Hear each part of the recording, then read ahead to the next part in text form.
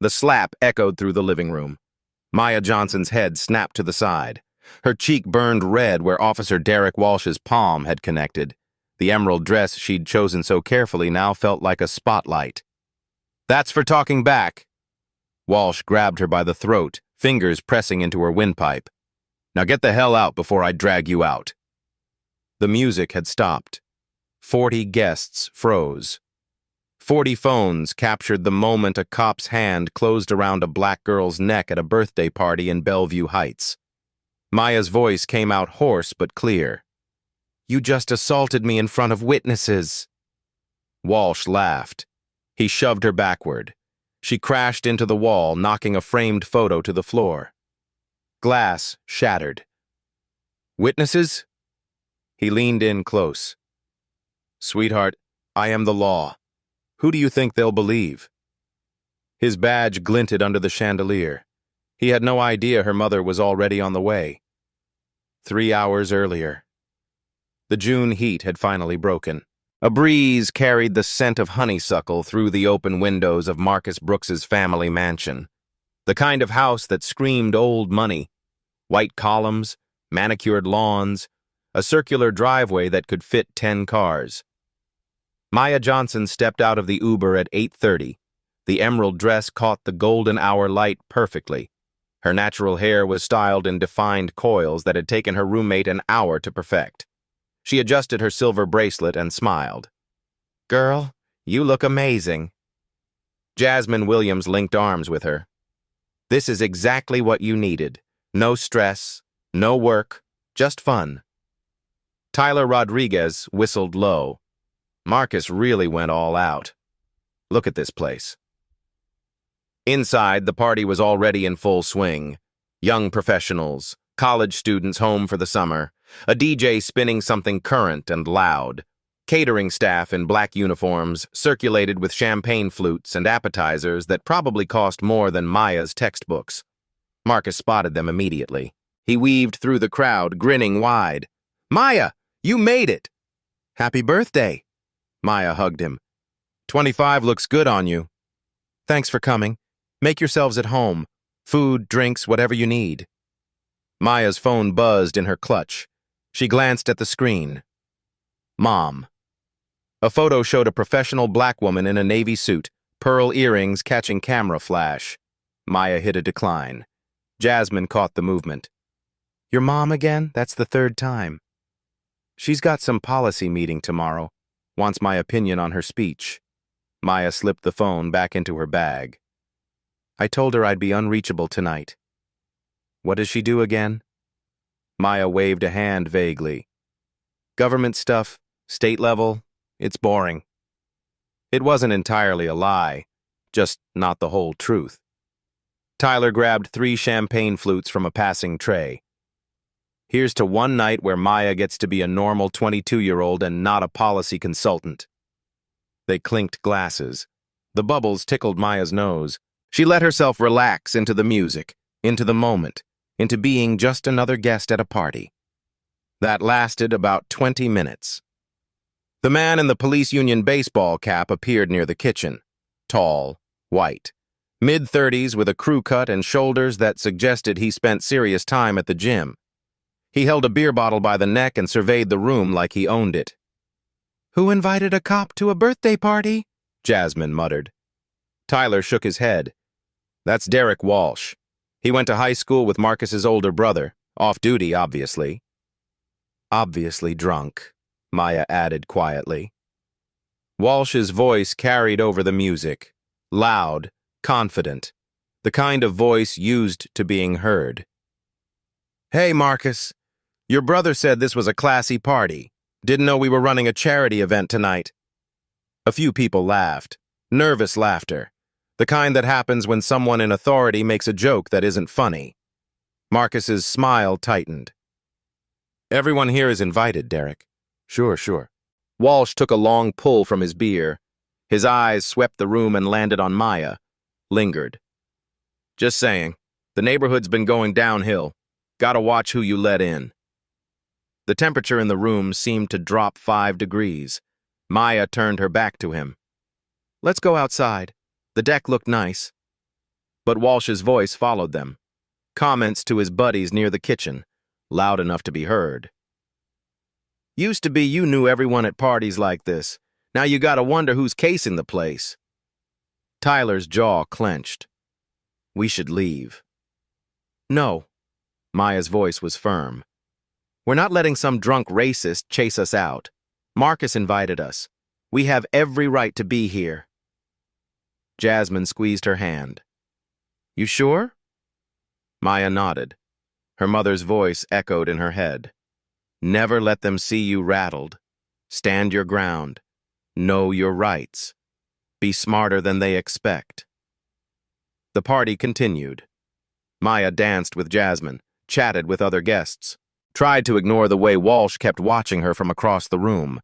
Her phone buzzed again. Mom. Again. Tyler noticed. You gonna get that?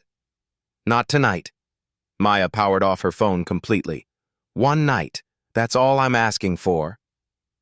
Around 10 o'clock, Maya went to refill her water glass. The kitchen was mostly empty. She could hear laughter from the living room, music thumping through the walls. Walsh materialized in the doorway, blocking her exit. Excuse me. Maya kept her voice level. He didn't move. You know what's funny? You talk like you belong here. Like you fit in. I was invited. So was I. The difference is, I actually know these people. He stepped closer. The smell of beer and cologne was overwhelming. What's your angle? Gold digger? Looking to hook a rich boy? Maya's hands curled into fists. Every instinct screamed at her to push past him, to walk away. But she'd learned long ago that showing fear only made men like Walsh worse. My angle is enjoying a friend's birthday party. Now move. For a moment, Walsh looked like he might actually stop her. Then Tyler appeared behind him. Maya, are you good? Walsh stepped aside, slowly, deliberately. His smile was all teeth and no warmth. Just getting to know Marcus's diverse friend group. Maya walked past him without another word. Her heart hammered against her ribs. Tyler stayed close. That guy's bad news, Tyler whispered. Maya didn't disagree. Walsh returned to his buddies near the bar. Maya watched him from across the room, watched him down another beer, watched him gesture animatedly, his friends laughing at whatever story he was telling. Then Walsh pulled out his phone, stepped into the hallway. Maya couldn't hear what he was saying, but she saw his expression, saw the way his mouth moved, saw him glance back toward the living room, toward her. When he came back, he was smiling, the kind of smile that made Maya's stomach twist. Jasmine appeared at her elbow. We should go. That cop's giving me bad vibes. In a minute. Maya couldn't explain why, but she needed to see how this played out. Some instinct told her that leaving now would be worse than staying. Marcus found them on the deck. Maya, I'm so sorry about Derek. I didn't know he'd be like this. My brother shouldn't have invited him. It's not your fault. Still, if he gives you any more trouble, let me know. I'll ask him to leave. Maya smiled. I can handle myself. My mother taught me well. She had no idea how prophetic those words would be. 20 minutes later, blue and red lights painted the windows of Marcus Brooks's mansion. 2 police cruisers pulled into the driveway. Walsh met them at the door with a smile. Officer Barrett stepped through the door first. Young, white, the kind of fresh-faced cop who still ironed his uniform with military precision. His partner, Officer Brooks, followed. Asian, older, eyes that had seen too much to be surprised by anything. Walsh met them in the foyer. His voice dropped low, but Maya caught fragments. Suspected narcotics. Saw it myself. Black female, green dress, probable cause. Barrett's hand moved to his duty belt. Where is she? Walsh pointed across the living room, directly at Maya. The music cut off. The DJ's hand froze over the turntable. 40 conversations died mid-sentence. Barrett's voice carried authority he probably didn't feel. "Miss, we need you to step outside." Maya set down her water glass. Her hands didn't shake. "What's this regarding?" "Outside. Now." The crowd parted like water. Maya walked through the silence, feeling every eye on her back. Jasmine and Tyler moved to follow, but Brooks blocked them with an outstretched arm. The night air hit Maya's face. Cooler now. The honeysuckle smell was gone, replaced by cut grass and something chemical from the pool. Barrett positioned himself between Maya and the door. "We have reason to believe you're in possession of illegal narcotics." Maya's voice stayed level. "That's incorrect." "Who made this accusation?" Walsh stepped forward from the shadows, still holding his beer. "I did. I saw you." The lie hung in the air between them. Thick. Obvious. Maya looked him in the eye. "You're lying." Walsh's face flushed red. "So now you're calling a police officer a liar?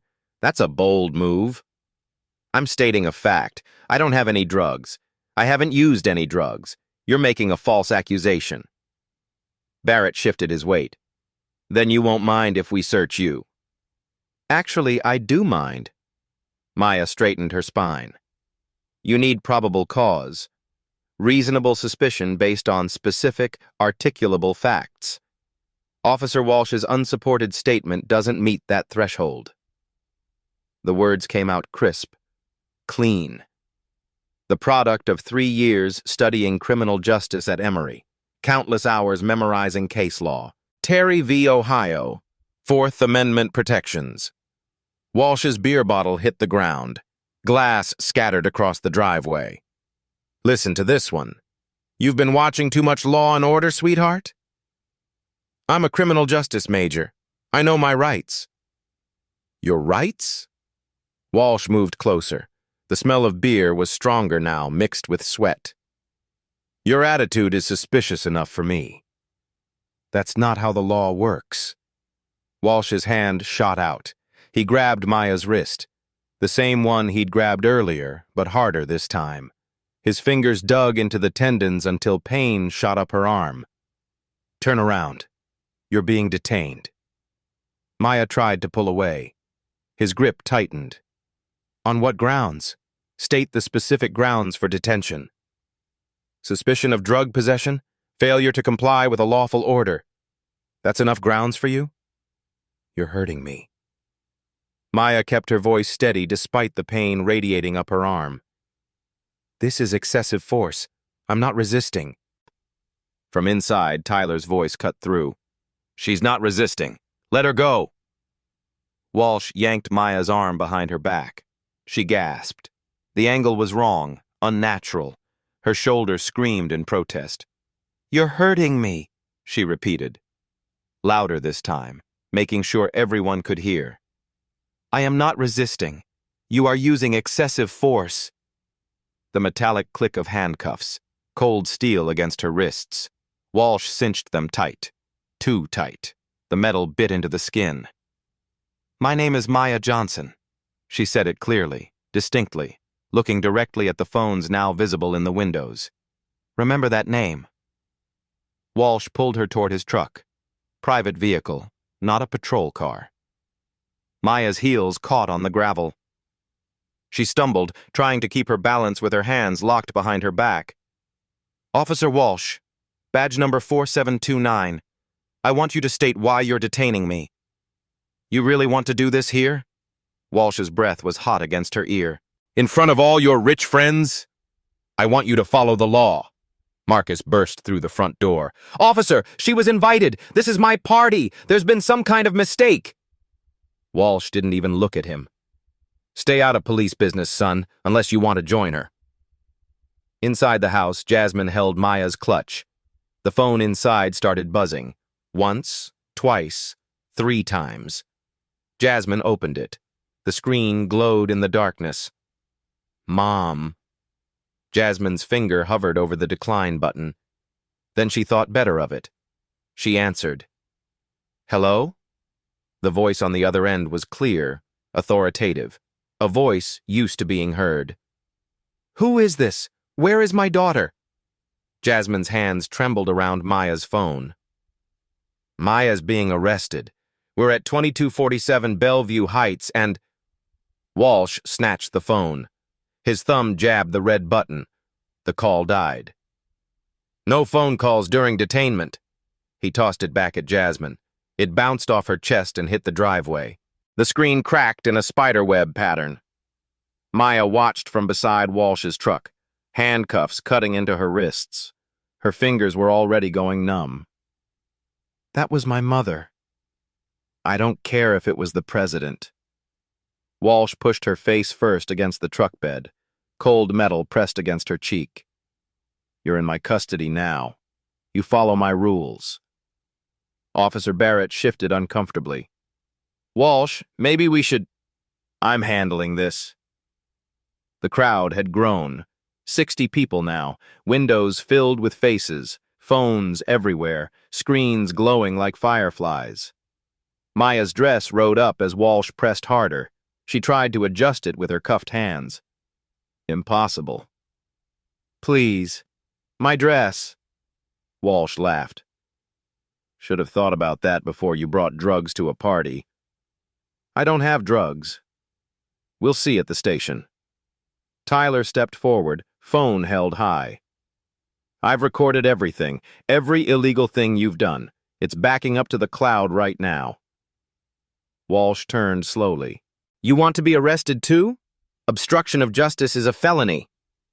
Recording police is legal, First Amendment. Smart guy. Walsh took a step toward Tyler. Know what else is legal? Me detaining anyone who interferes with an arrest. Tyler didn't move. His phone stayed steady. Walsh smiled without warmth. Doesn't matter. Video or no video, it's your word against a cop's. Guess which one the court believes. He grabbed Maya by the cuffed wrists and pulled.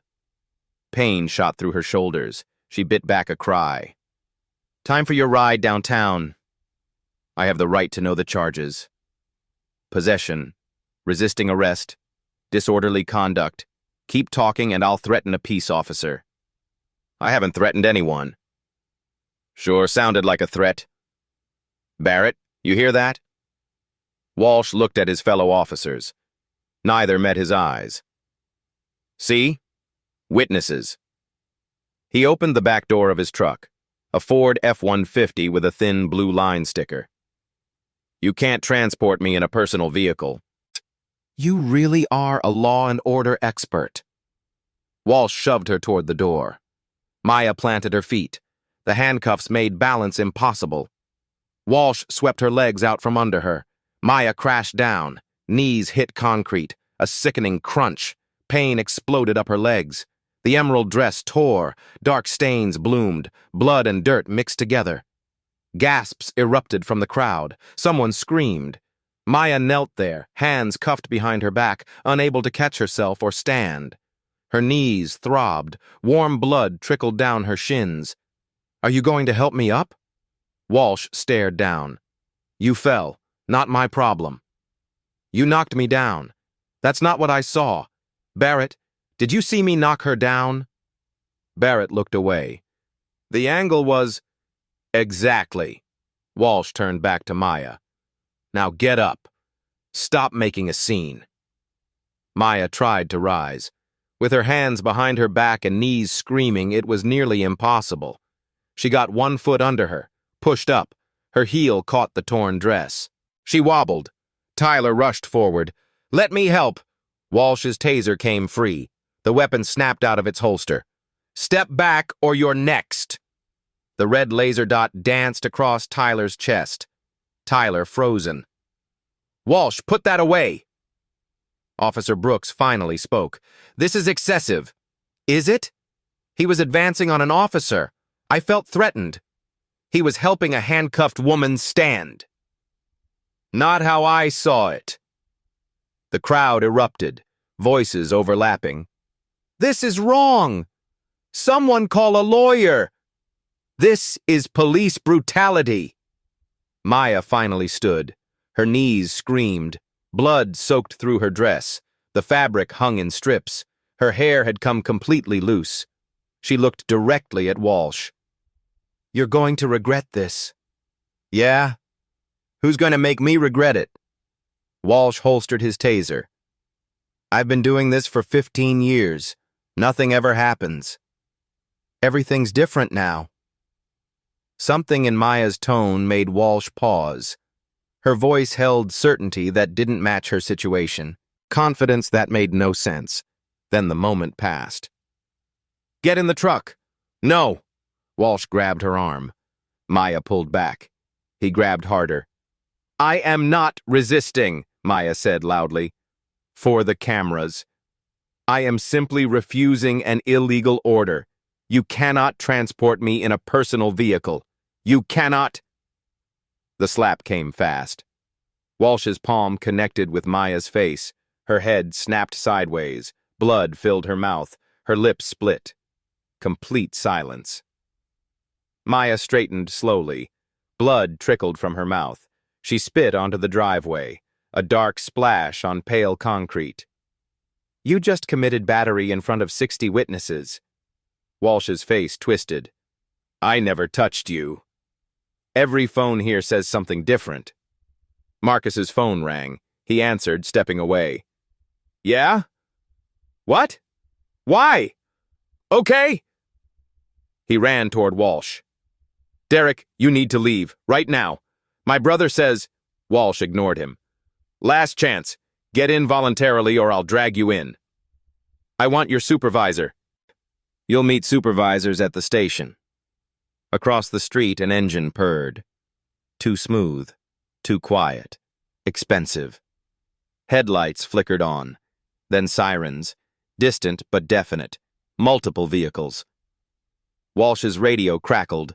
Barrett listened, face going pale. "Units responding to our location. Multiple units. State Patrol? Why would—" The first motorcycles appeared. Georgia State Patrol. Blue lights flashing. They blocked the intersection, stopping all traffic. Then the SUVs came. The first Chevrolet Suburban was midnight black, bulletproof glass, government plates. It pulled into the driveway with absolute authority. 3 men stepped out. Dark suits, earpieces, hands near their waists where weapons lived. Their eyes swept the crowd. One spoke into his wrist. "Location secured.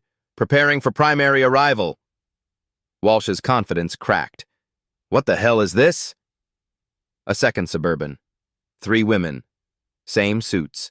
Same professionalism. One carried a leather portfolio with an official seal. Then the Cadillac Escalade.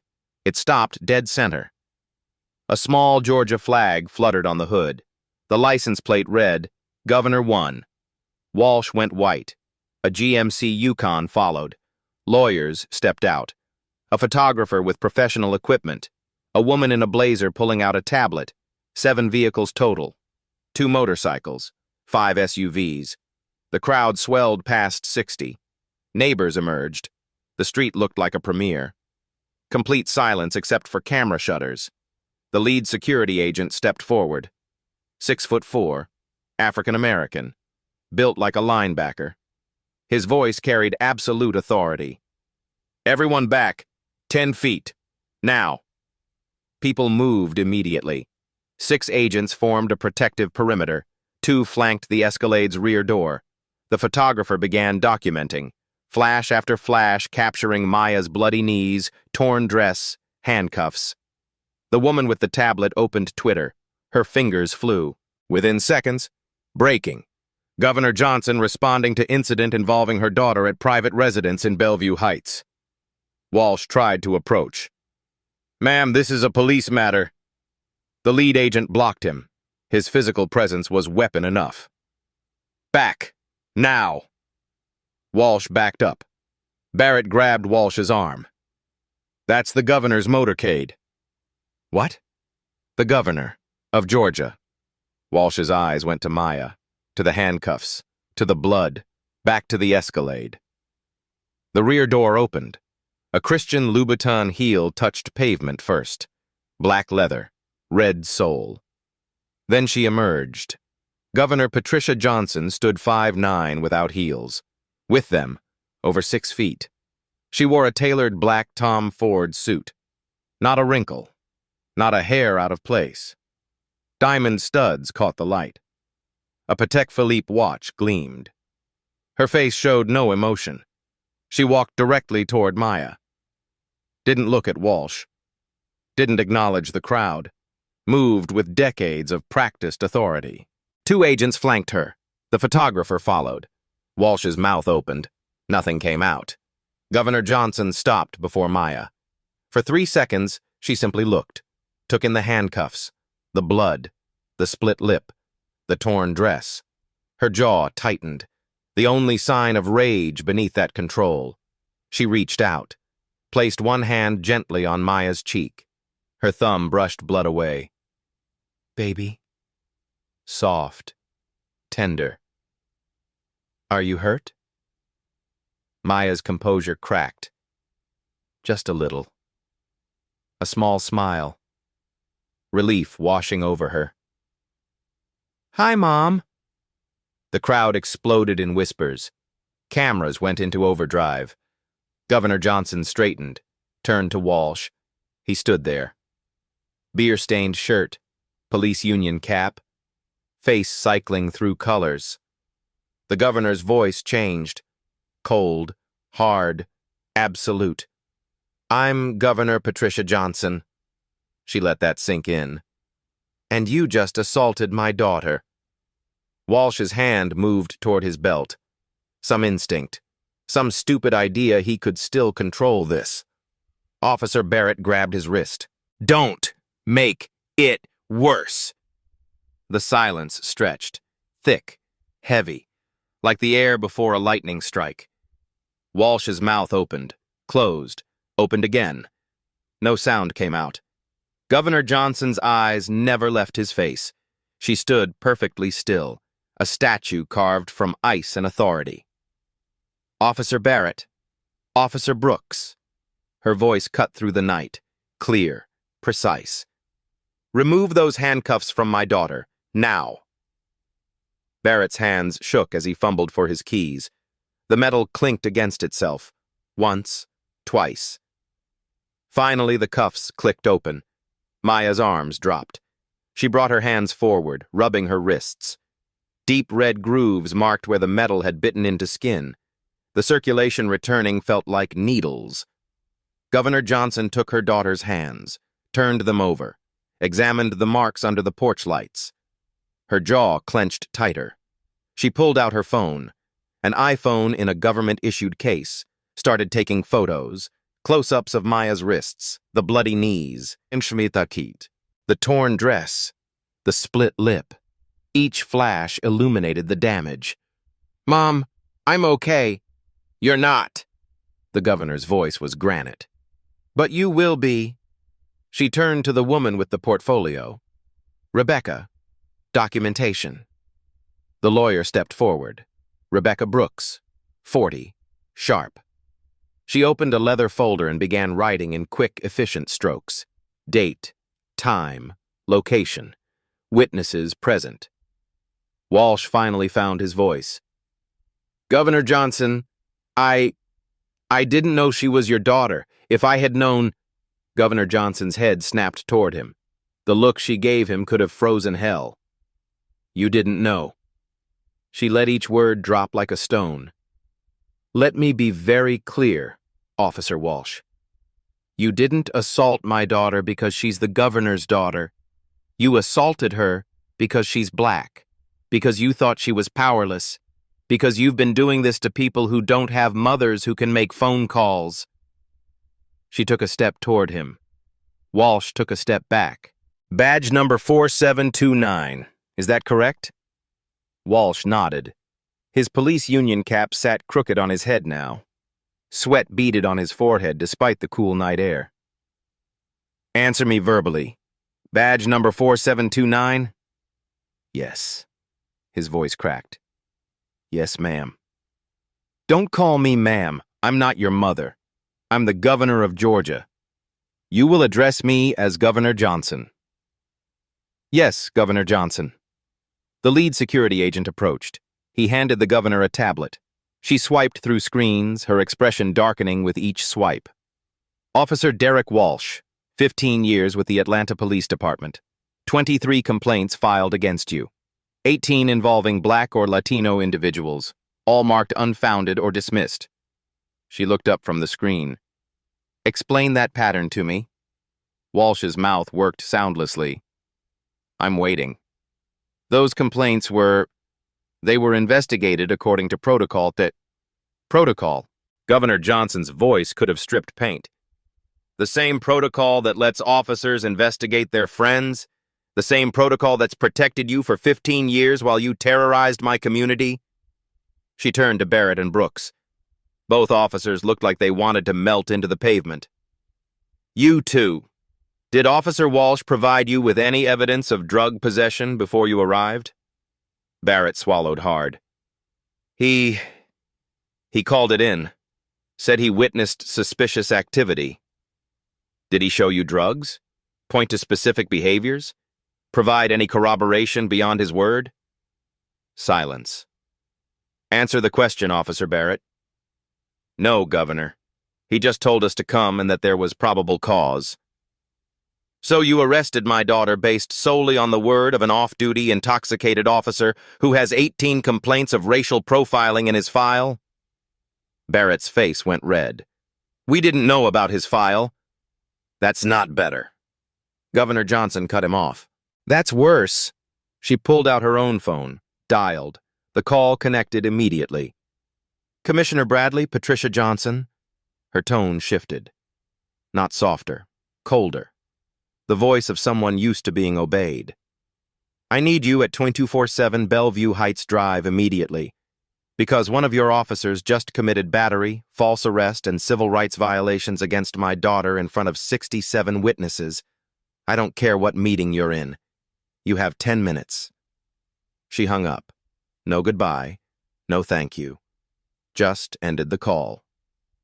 Tyler stepped forward. "Governor Johnson, I have video of everything, from when he first grabbed Maya until now." "Send it to my office." She rattled off an email address. "And post it publicly. Twitter, Facebook, Instagram, everywhere." Jasmine raised her hand tentatively. "I have footage too, and I recorded part of your phone call before Officer Walsh grabbed the phone." "Send everything, every angle, every second." Governor Johnson addressed the crowd. "Everyone who recorded any part of this incident, I need that footage. Send it to the email address my communications director is about to distribute." The woman with the tablet stepped forward, already typing. Within seconds, people's phones chimed with the official request. Walsh tried one more time. "Governor, please. There's been a misunderstanding. I was responding to what I believed was a legitimate situation." "A legitimate situation." Governor Johnson's laugh was sharp, humorless. "You saw a black woman at a party in a white neighborhood and assumed she didn't belong. You fabricated probable cause. You called for backup to give your lie credibility. You physically assaulted her. You handcuffed her. You knocked her to the ground while restrained. You struck her across the face. All of this is documented on dozens of cameras." She paused. Let him absorb that. "You didn't respond to the situation, Officer Walsh. You created one." Movement at the end of the driveway. Another car. A black Crown Victoria with exempt plates. Police Commissioner Marcus Bradley stepped out. 58. White. The kind of career politician who'd risen through careful networking and careful silence. He saw the motorcade, saw the governor, saw Maya's bloody knees. His face was drained of color. "Governor Johnson." He approached with his hand extended. She didn't take it. "Commissioner, your officer assaulted my daughter." Bradley turned to Walsh. "Derek, tell me this isn't what it looks like." Walsh opened his mouth. The governor cut him off. "Let me tell you what it looks like, Commissioner. It looks like Officer Walsh, who has 23 complaints in his file that your department marked unfounded, just gave us 23 reasons to reopen every single one of those cases. Bradley's hand dropped. Governor, I assure you we will conduct a thorough investigation. Oh, you will, but not your department. The State Attorney General will handle this, along with the FBI Civil Rights Division. The FBI? Did I stutter, Commissioner? No, but Officer Walsh is suspended immediately. No pay, no benefits. And if I find out he's been allowed anywhere near a uniform or a weapon, you'll be suspended right alongside him. Bradley nodded quickly. Yes, Governor, of course. Not good enough. Governor Johnson's eyes were hard. I want his body cam footage from every shift for the past 5 years. I want his patrol logs. I want Internal Affairs to open a comprehensive investigation into every officer who worked with him, supervised him, or signed off on dismissing those complaints. Governor, that could take months. Then you'd better start now. Rebecca, the lawyer, stepped forward again. Governor, we've identified 3 individuals who say they've had prior incidents with Officer Walsh. Bring them forward. 3 people emerged from the crowd. A black woman in her 30s. Oh, a Latino man in his 40s. A black teenager, maybe 18. The woman spoke first. My name is Latoya Henderson. 2 years ago, Officer Walsh pulled me over. Said I matched a description. He searched my car without consent. Found nothing. When I asked for his badge number, he called me a N... She stopped, swallowed. He called me a racial slur. The governor's expression didn't change, but something in her eyes went colder. The Latino man was next. Roberto Santos. Officer Walsh broke up my son's birthday party last year. Said we were too loud. He threw my brother against a car. My brother had 3 broken ribs. We filed a complaint. Nothing happened. The teenager's voice shook. Jamil Thompson. He stopped me walking home from school, put me in handcuffs for 2 hours, said I fit a suspect description. I missed my mother's surgery because of him. Walsh's face had gone from red to white to a sickly gray-green. He recognized them. All of them. The realization played across his features like a movie. Governor Johnson addressed her aide. Marcus, get their full statements. Get their documentation. Get them legal representation. Pro bono. The state will cover it. She turned back to Walsh. Commissioner Bradley had moved away, already on his phone, probably calling his own lawyers. Do you hear that, Officer Walsh? Those are your victims. The ones brave enough to come forward tonight. How many others are there? How many people saw your badge and your gun and decided it wasn't worth the fight? Walsh was shaking now, visible tremors running through his hands. His breathing had gone shallow and rapid. I'm sorry, he whispered. I'm so sorry. Sorry for what? For getting caught? No, I never meant... You never meant what? To hurt people? To abuse your power? To terrorize your own community for 15 years? Governor Johnson's voice rose. Not shouting. Somehow worse than shouting. Cold fury-given voice. Given. You meant every bit of it. You just never thought you'd face consequences. She turned to Commissioner Bradley. I want Officer Walsh arrested, not suspended. Arrested. Criminal charges. Tonight. Bradley's phone nearly slipped from his hand. Governor, we need to follow procedure. The procedure is simple. Citizen complaint, multiple witnesses, video evidence, probable cause. She looked at Walsh. Arrest him. On what charges? Battery, false imprisonment, deprivation of rights under color of law, civil rights violations, abuse of power. Governor Johnson counted them on her fingers. That's 5 felonies to start. I'm sure the Attorney General will find more. Walsh's legs gave out. He sat down hard on the curb. His hands were shaking so badly he had to clench them into fists. Commissioner Bradley spoke into his radio. I need units at this location. We have an officer to take into custody. The words seemed to hit Walsh like physical blows. His breathing got faster, shorter. His face glistened with sweat. The sickly gray-green color deepened. Governor Johnson approached him, slowly. She didn't crouch down, didn't lower herself to his level, stood above him, looking down. "Officer Walsh, look at me." He couldn't. His eyes stayed fixed on the ground. "I said, look at me." He looked up. Tears were streaming down his face now. Snot ran from his nose. His police union cap had fallen off, lying in the gutter. "You wanted to know who would make you regret this. The answer is everyone. Every person you've hurt. Every person you've threatened. Every person who was too scared to fight back." She paused. "And me. I'm going to make sure that every complaint filed against you is reopened. Every person you brutalized will get their day. Not because you touched my daughter. Because you've been a predator with a badge and the system protected you." Walsh's whole body convulsed.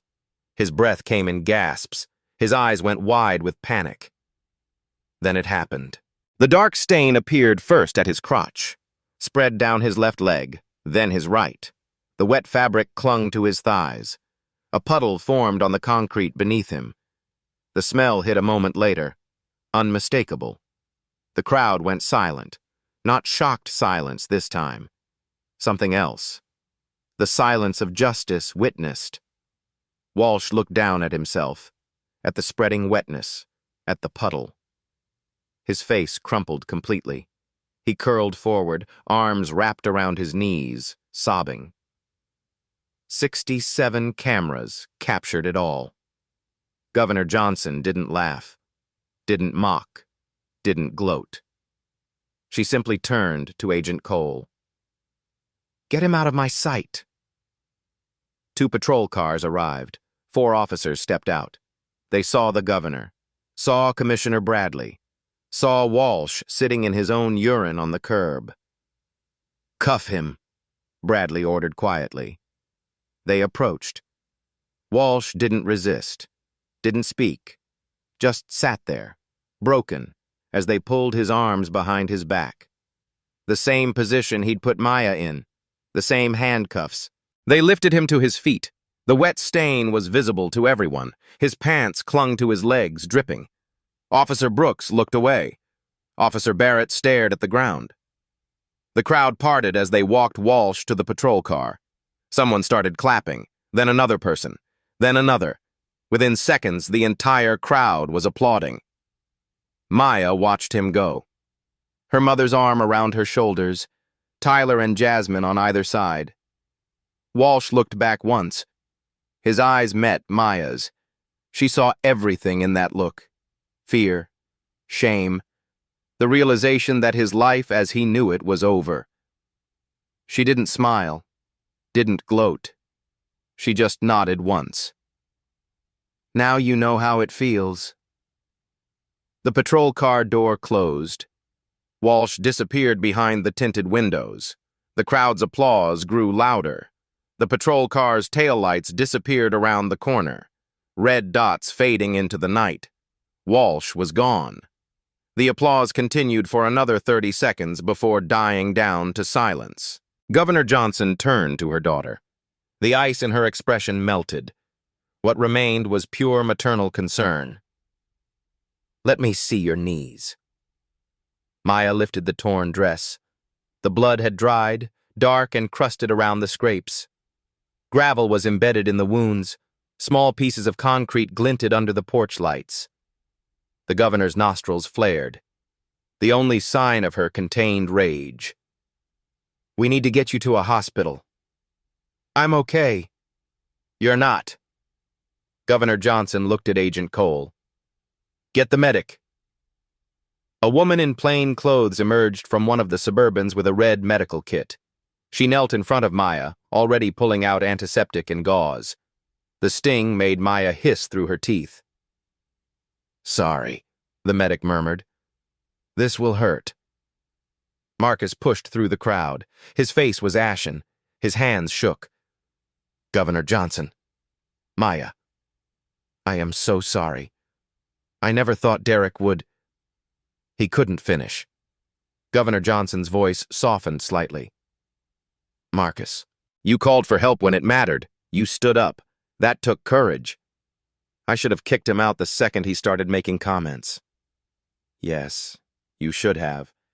But you're young. You'll learn. She placed a hand on his shoulder. What matters is what you do next. Marcus nodded. I'll never let something like this happen again. Good. Jasmine and Tyler appeared at Maya's side. Jasmine was crying. Tyler's jaw was clenched tight. Girl. Jasmine's voice broke. I thought, when he hit you. Maya reached for her hand. I'm okay. Really. You're not okay. Your face is bleeding. Your knees are destroyed. I'm alive. That matters. Governor Johnson looked at them. You're Maya's friends? Yes, ma'am, Governor. Tyler stumbled over the title. You stood up for her. You recorded when it mattered. You called me when she couldn't. The governor extended her hand. Thank you. They shook hands with Georgia's governor like it was a dream. Engines announced new arrivals, news vans. Channel 2, Channel 5, CNN's local affiliate. Reporters spilled out with cameramen. Satellite dishes unfolded. Lights blazed, turning night into artificial day. Sarah Kim, the governor's communications director, intercepted them. Governor Johnson will make a brief statement in 5 minutes. No questions until she's finished.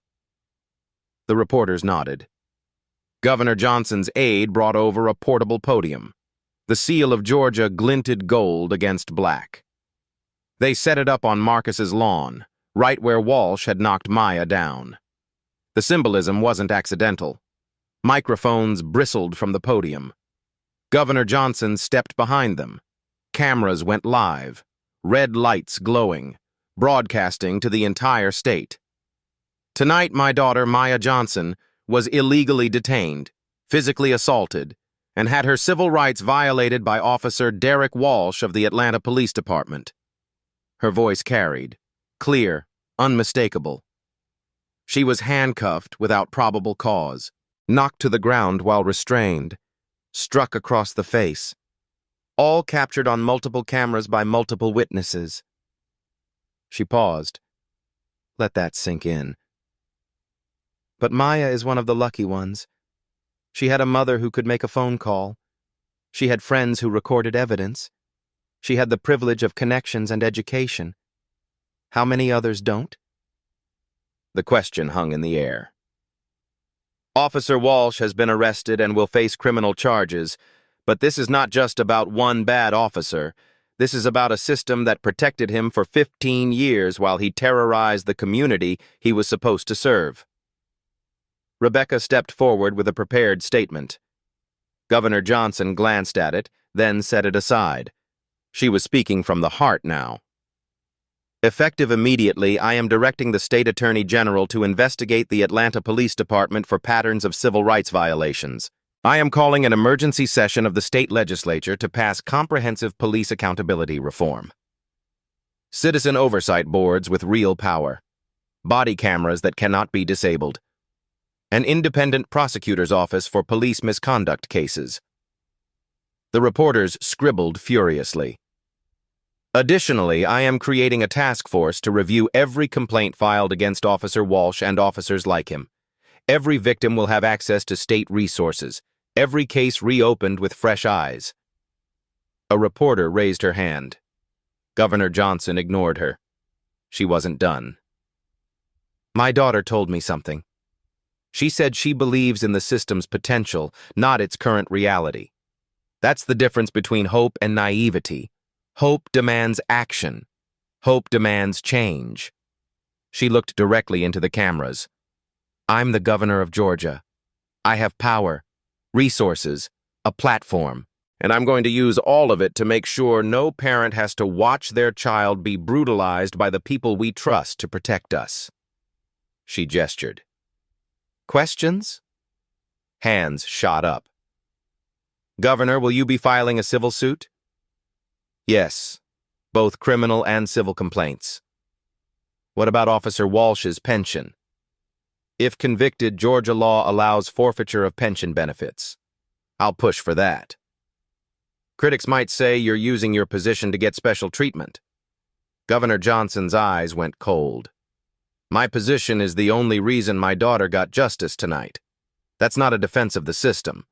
That's an indictment of it. Next question. The press conference continued for 10 minutes. Then Governor Johnson cut it off. That's all. Full statements available through my office in the morning. She stepped away, walked back to Maya, who was standing now, both knees wrapped in white gauze. Come on, baby. Let's go home. I need to thank everyone first. LaToya, Roberto, and Jamil stood together. An impromptu support group born from shared trauma. Maya approached them. Thank you. For speaking up. For being brave. LaToya's eyes were wet. No, thank you. For 15 years I thought nobody would believe me. Tonight I believed. Roberto nodded. My brother has PTSD from what Walsh did. Maybe now we get closure. Jamil looked at Governor Johnson. I'm going to be a cop. A good one. Because of tonight. Someone has to change things from inside. Governor Johnson put her hand on his shoulder. The system needs people like you. People who've seen its failures and still believe it can be better. Tyler checked his phone. Maya, the video has 3 million views. 3 million in less than an hour. Jasmine showed her screen. Trending #1 nationally. #Justice for Maya. #Accountability matters. Marcus appeared, phone in hand. Governor, I want to donate to organizations fighting police brutality. Several other guests do too. Can your office provide a list? Governor Johnson's aide was already typing. Sending it now. An impromptu fundraiser began on the lawn. Phones out, Venmo, Cash App, credit cards, people pledging hundreds, some pledging thousands. Maya watched it all with wonder. Governor Johnson leaned close. You did this. Your courage. Your refusal to back down. I was just trying to survive. You did more than survive. You fought back. Everyone saw it. The governor kissed her daughter's forehead. Your father would be so proud. Maya's eyes filled. I wish he was here. He is. Always. They stood together, mother and daughter, surrounded by community, by witnesses, by people who'd decided that tonight, justice mattered more than fear. The last news van packed up.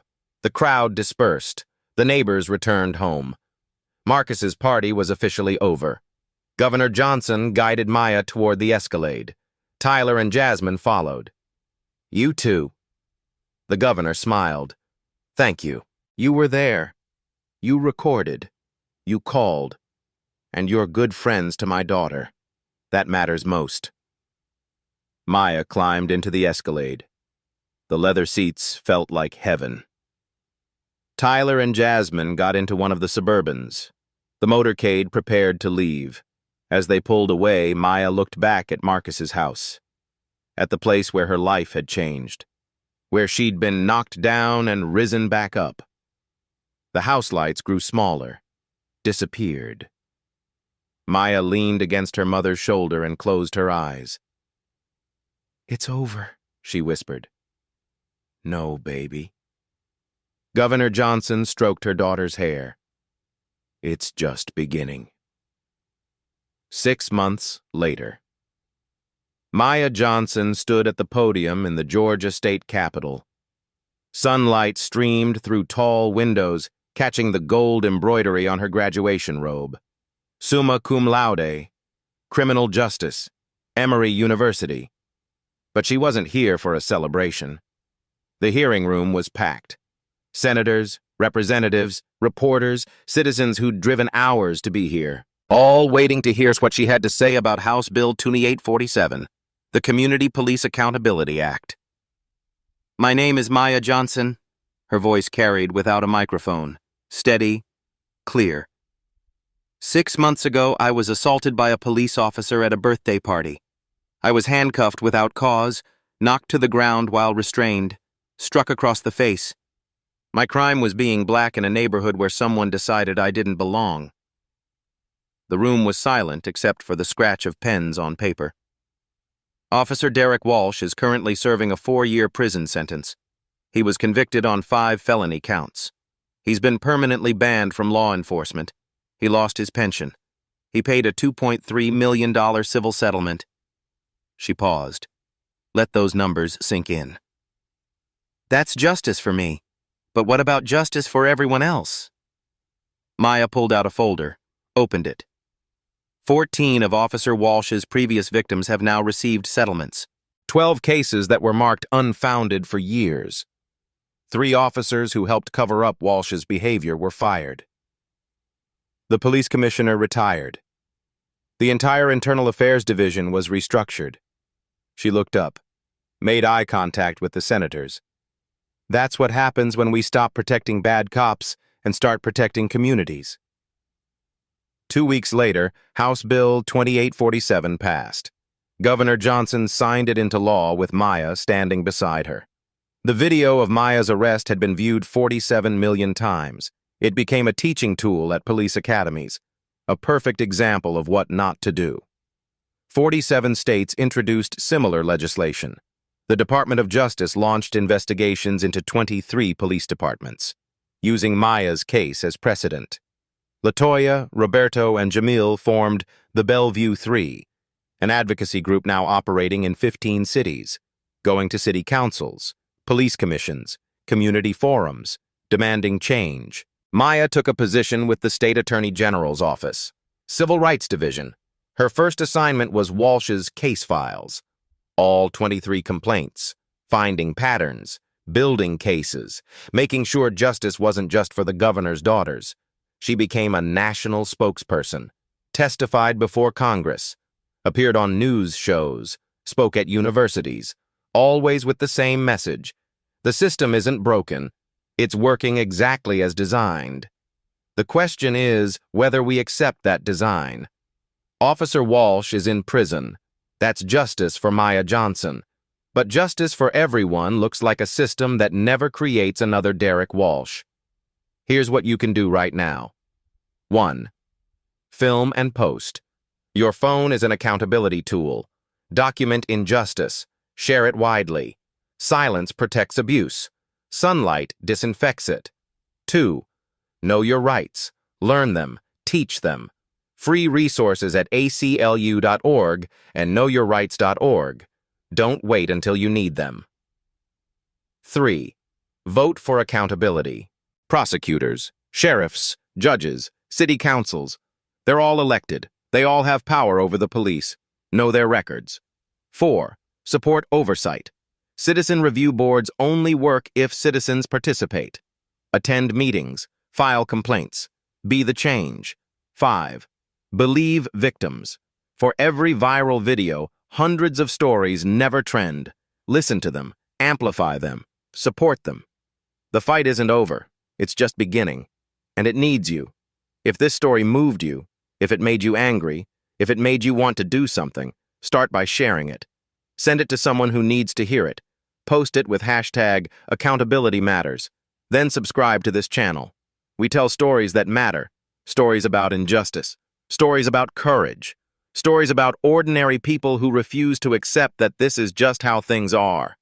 Hit that like button if you believe Derek Walsh got what he deserved. Hit that share button if you think every police officer should watch this video. Drop a comment telling us about your experience with the police, good or bad. We want to hear it. Because change doesn't happen in silence. Change happens when we refuse to look away. When we refuse to accept business as usual. When we decide that justice isn't a privilege for the governor's daughters. It's a right for everyone. Maya's story ended with accountability, with reform, with hope. But thousands of stories don't end that way. They end with hashtags, with protests, with families who never get answers. Your voice matters, your witness matters, your refusal to stay silent matters. So subscribe to Black Tales Stories, share this video, and let's make sure the next Maya Johnson doesn't need a governor for a mother to get justice. She just needs us. See you in the next story.